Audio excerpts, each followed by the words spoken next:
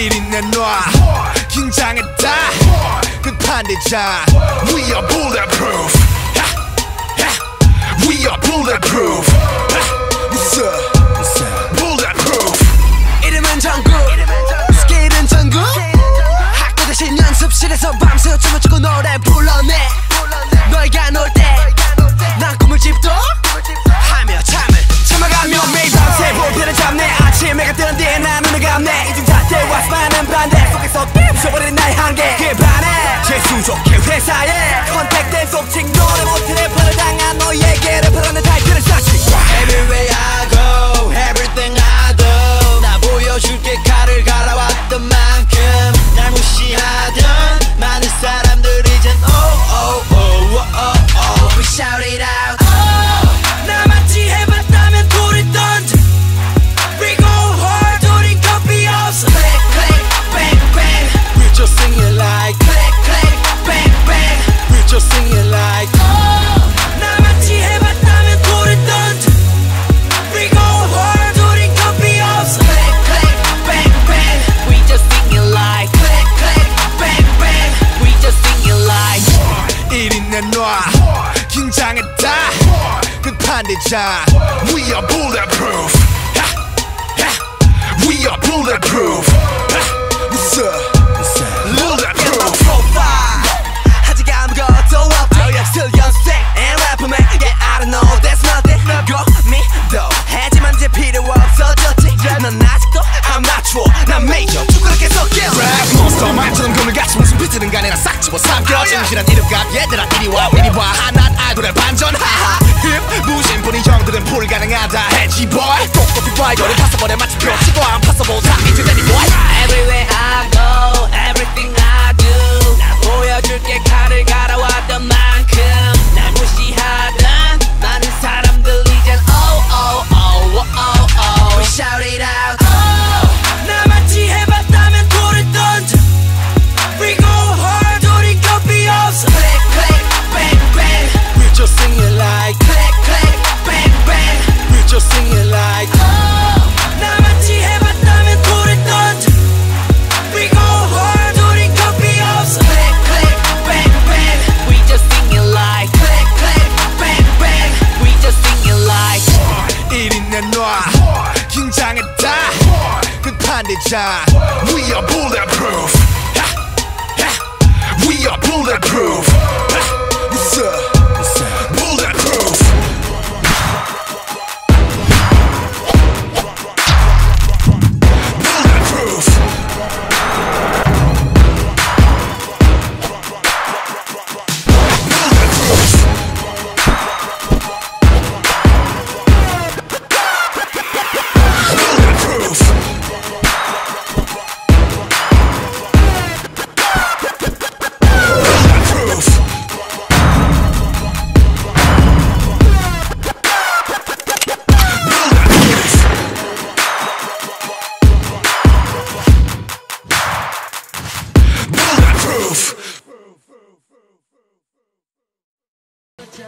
আসসালামুয়ালাইকুম আজমিস কেমন আছো অবশ্যই কমেন্ট করে জানাবেন আর হ্যাঁ এখানে স্টেজগুলো শুধুমাত্র বিনোদনের জন্য তৈরি করা হয় এখানে কোনো একটু ফাটিতে চেষ্টা করা হয় না তো প্লিজ তোমরা রিকোয়েস্ট করছি তো চলো এখন আবার এই স্টেজটা শুরু করা যাক সেদিনের বিকেলটা অন্যদিনের মতো ছিল না আকাশে মেঘ জমে ছিল হালকা বাতাস বয়ে যাচ্ছিল চারদিকে ঢাকা শহরের একটি নামকরা বিশ্ববিদ্যালয়ের ইংরেজি বিভাগের নতুন ব্যাচের ক্লাস শুরু হয়েছে এই ছোট্ট শহর থেকে আসা একটি মেয়ে তার চোখে ছিল স্বপ্ন পড়ে আসা শহরে নতুন তাই সব কিছু তার কাছে নতুন আর অচেনা ক্লাসরুমে ঢুকে জানলার পাশে একটি বেঞ্চে গিয়ে বসলো ঠিক তখনই দরজা বড় দিয়ে দাঁড়িয়ে থাকা একটি ছেলেকে দেখে তার বুকের ভিতর যেন কেঁপে উঠল ছেলেটির নাম ছিল জিয়ন জাংকুক উচ্চতা লম্বা মুখে একবার আত্মবিশ্বাস হাসি ক্লাসরুমে ঢুকে সকালে নজর কাড়লো তার চোখে চোখ পড়তেই বেরিয়ে গেল যেন পৃথিবী থেমে গেল এক মুহূর্তের জন্য সকালে বাইরে বেরিয়ে গেল তাই ক্লাসরুমে তার ভয় গোছাচ্ছিল ঠিক তখনই পিছন থেকে একটা কণ্ঠস্বর শোনা গেল তুমি কি নতুন আমি জিয়ন জাংকুক লজ্জা পেয়ে মাথা নিয়ে বলল হ্যাঁ আমি জাংকুক একটু হাসলো তার হাসির মধ্যে ছিল যেন অজস্র কথা। তাদের সেদিনের সেই কথা বলাটা ছিল হয়তো এক গল্পের শুরু। প্রথম দিনের চেয়ে ছোট্ট আলাপের পর তেদের মনে যেন এক অদ্ভুত অনুভূতি জন্ম নিল। সে সারাক্ষণ ভাবতে ছেলেটার চোখের দিকে তাকালে মনে হয় কিছু একটা আছে, আঘাতা কিছু। পরের দিন ক্লাসে ঢুকতেই আবার চাকুকে গিয়ে এলো, তুমি কি এখানে একাই থাকো নাকি কোনো হোস্টেলে? তাই হেসে উত্তর দিল, হোস্টেলে, আসলে ঢাকায় কেউ নেই তাই একাই আছি। চাকু অবাক চোখে বলল, ও তাহলে তো তুমি একদম নতুন। চিন্তা করো না, আমি আছি। সেদিনের পর থেকে ধীরে ধীরে ওদের বন্ধুত্ব গড়ে উঠলো লাগলো। লাইব্রেরিতে একসাথে পড়াশোনা, ক্যান্টিনে চায়ের আড্ডা, ক্লাস শেষে হাঁটতে হাঁটতে ক্যাম্পাসের ভিতরে ঘুরে বেড়ানো, সবকিছুর মধ্যে এক অদ্ভুত মায়া কাজ করতো। একদিন ক্যান্টিনে বসে হেসে বলল, তুমি এত সব কিছু জানো কি করে? সব প্রশ্নের উত্তর তোমার কাছে থাকে। জানো একটু মজা করে বললো, কারণ আমি সব জানি না, কিন্তু তোমার সামনে জ্ঞানী হয়ে থাকতে আমার ভালো লাগে। দুজনে হেসে উঠলো। হাসির ভিতরে লুকানো সেই মিষ্টি মুহূর্তগুলো অজান্তে ওদের দুজনকে খুব কাছে এনে দিচ্ছিল। তবে তের মনে একটা প্রশ্ন বারবার জাগছিল, চাঙ্কু কি শুধু বন্ধু নাকি এর চেয়েও বেশি কিছু? সেদিনের বিকেলে ছিল অন্যরকম। আকাশে কালো মেঘ জমেছিল। হঠাৎ করে নেমে এলো মুষলধারে বৃষ্টি। ক্যাম্পাসের ভেতর সবাই ছুটাছুটি করছে আশ্রয়ের খোঁজে। তে লাইব্রেরি থেকে বেরিয়ে হচ্ছিল, হঠাৎই বৃষ্টিতে আটকে গেল। ছাতা নেই, কোথায় যাবে ভেবে দ্বিধায় দাঁড়িয়ে আছে।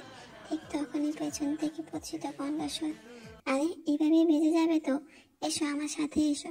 ঘুরে তাকাতে দেখলো চাবুক তার ছাতা মাথায় উপর দিয়ে দাঁড়িয়ে আছে। দুজনে পাশাপাশি হেঁটে যাচ্ছিল। ছাতের নিচে জায়গায় ছোট ছিল, দুইজনের কাঁধে একে অপরের সাথে ছুঁয়ে যাচ্ছিল। তে বুকের ভিতরে কেমন যেন দগ দগ করেছিল। চাঙ্কক হেসে বলল, বৃষ্টি কি তোমার ভালো লাগে? তো তে আস্তে করে বলল, হ্যাঁ খুব। বৃষ্টির মধ্যে সবকিছু যেন অন্যরকম লাগে। চাঙ্কক কিছুক্ষণ চুপ থেকে বলল, তাহলে আজ থেকে মনে রেখো, এই বৃষ্টির বিকেলটা আমাদের জন্য বিশেষ হলো। তের চোখে চোখ রেখে কথাটি বলতে চারপাশে যেন সময় থেমে গেল। সেদিনের সেই মুহূর্তে তের মনে অমিলন হয়ে রইল। হয়তো এটাই ছিল তাদের সম্পর্কের প্রথম অলিখিত এক প্রতিশ্রুতি। আজ তের জন্মদিন। সকাল থেকে হোস্টেলের রুমে বন্ধুদের ছোটখাটো আয়োজন, কেক কাটা, ছবি তোলা আর ঠিকঠাক চলছিল। তবুও তার মনে হচ্ছিল কিছু একটা অপূর্ণ। হ্যাঁ, চাঙ্কক এখনো শুভেচ্ছা জানায়নি। সারাদিন কেটে গেল কিন্তু কোনো খোঁজ নেই। তের মন খারাপ হয়ে গেল। ভাবলো হয়তো ওর মনে নেই। কিন্তু রাত 8টার দিকে ঠিক হঠাৎ হোস্টেলের দরজা কড়া নাড়ার শব্দ। দরজা খুলতেই চমকে উঠলো। চাঙ্কক দাঁড়িয়ে আছে, হাতে ছোট্ট একটা কেক আর লাল গোলাপের তোড়া। সে হেসে বলল, হ্যাপি বার্থডে তে। দুঃখিত, ইচ্ছে করে কিছু বলিনি, তোমাকে সারপ্রাইজ দিতে চেয়েছিলাম। তার চোখ ভেসে উঠলো আনন্দে। কেকের উপর লেখা ছিল, স্টে উইথ মি অলওয়েজ। গোলাপের তোড়ার ভিতরে লুকানো একটা ছোট্ট চিরকুটও ছিল। তে সেটা খুলে পড়লো। বন্ধুত্বের বাইরেও তুমি আমার কাছে অনেক কিছু। তুমি যদি অনুমতি দাও, আমি চাই তোমার সব জন্মদিনে এভাবে থাকতে। চিরকুটের অক্ষরগুলো পড়তে পড়তে অনেক তের বুক কেঁপে উঠলো। সে তাকালো চাঙ্কুকের দিকে। চাঙ্কুক তো চুপচাপ দাঁড়িয়ে আছে, শুধু তার চোখের দিকে তাকিয়ে আছে। সেদিনের রাতটা শুধু জন্মদিন নয়, ছিল এক সম্পর্কের নতুন দিগন্তের সূচনা। জন্মদিনের রাতের পর থেকে তের মনে এক অদ্ভুত অস্থিরতা শুরু হলো। চিরকুটের সেই কথাগুলো বারবার মনে পড়ছে। তুমি যদি অনুমতি দাও, আমি চাই তোমার সব জন্মদিন এইভাবে থাকতে। সে আয়নার সামনে দাঁড়িয়ে নিজেকে প্রশ্ন করলো, চাঙ্কুক কি আমার শুধু বন্ধু ভাববো, নাকি ও আমার জীবনের মানুষ হয়ে উঠেছে? ক্লাসে গেলেও মন বসে না। চাঙ্কুক যখন পাশে বসে তখন বুকের ভেতর কেমন যেন জ্বর বয়ে যায়। তবুও তে কিছু বলতে সাহস পাচ্ছিল না। একদিন ক্যান্টিনে বসে তে হঠাৎ জিজ্ঞেস করলো, তুমি কি কখনো ভয় পাও না যদি আমি তোমাকে বুঝি? চাঙ্কুক একটু হেসে বলল, ভয় তো সবারই আছে, কিন্তু আমি বিশ্বাস করি তুমি একদিন আমার কথা বুঝবে। এই উত্তর শুনে তের জাঙ্কুকের এমন শুনে তের মনে আরো দ্বিধায় পড়ে গেল। আর সে বুঝতে পারছিল তার মনও খুব করে জাঙ্কুককে খুঁজে বেড়াচ্ছে, কিন্তু মুখে বলতে পারছে না। রাতে ডায়েরিতে লিখলো, আমি কি ওকে ভালোবেসে ফেলেছি, নাকি এটা আমার শুধু বন্ধুত্বের টান। তের ভিতরে শুরু হলো এক অজানা লড়াই। ভালোবাসার স্বীকারোক্তি দিবে নাকি নিজের অনুভূতিগুলো গোপনে রাখবে, তা জানতে পারলে তোমরা পরবর্তী পার্টে। তো মিস, এই উপন্যাসটা কিন্তু অনেক অনেক অনেক বেশি সুন্দর। তোমরা একটু ধৈর্য ধরে উপন্যাসটা দেখা দেখবে, তোমাদের কাছে অনেক ভয় লাগবে। বয়সটা একটু আমার বয়সটা একটু তোমাদের কাছে সমস্যা হতে পারে, কিন্তু সেটাকে এড়িয়ে চলো, ওকে? তো আর্মিস আজকে এই পর্যন্ত, পরের পাঠ খুব শীঘ্রই আসতেছে। তো সেই পর্যন্ত তোমরা ভালো থেকো, সুস্থ থেকো। আর হ্যাঁ আর্মিস, এটা যেহেতু আমার চ্যানেলের প্রথম ভিডিও, তো তোমাদের আমার বয়সে সমস্যা হতেই পারে। তো তোমরা তোমরা এটাকে মানিয়ে নেওয়ার চেষ্টা করো। আর আমার চ্যানেলটাকে সাবস্ক্রাইব করে রাখো, লাইক কমেন্ট শেয়ার তো অবশ্যই করবে। হ্যাঁ, কমেন্ট করে জানাবে আমার স্টোরিটা, আমাদের উপন্যাসটা তোমার কাছে কেমন লাগছে অবশ্যই জানাবা, কেমন? তাহলে বাই বাই, আল্লাহ হাফেজ, সালাম।